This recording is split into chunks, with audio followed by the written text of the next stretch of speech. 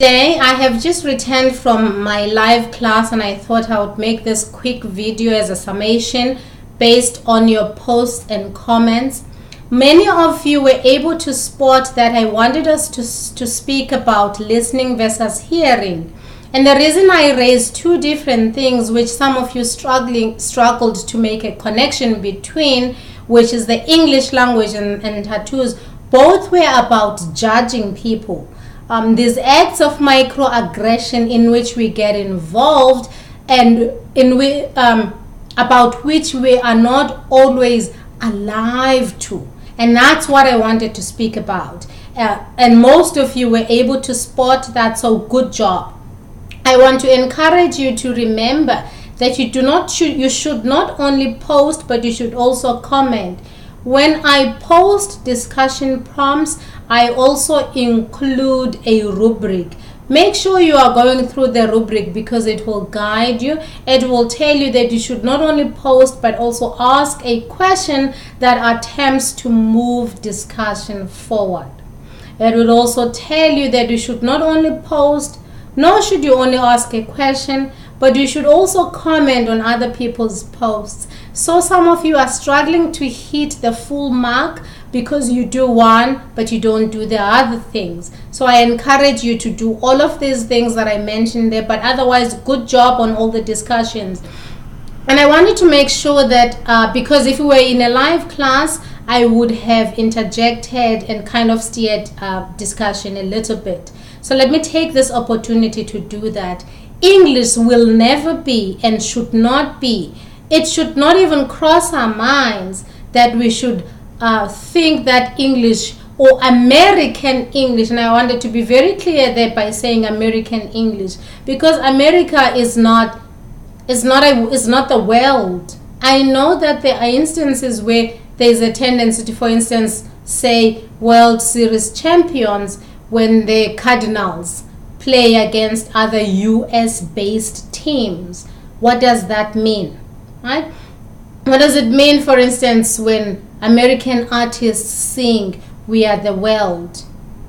Right? And so also as people who have students who are taking this communication class, my goal is to make sure that you are also thinking critically. Some of you are displaying signs of critical thinking, and some of you are also slowly getting there. I want all of us to try and think about the words that we use.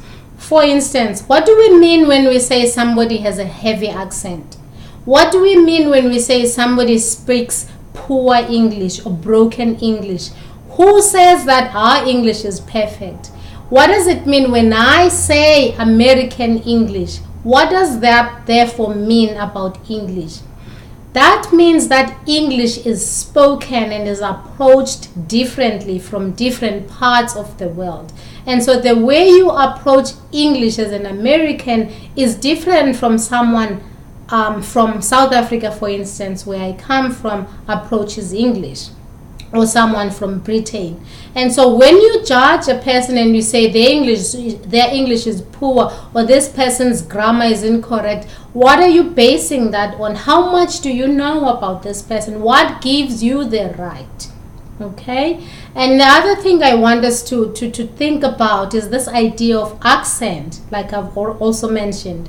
What is accent? When you say somebody's accent is heavy or strong, what does that mean?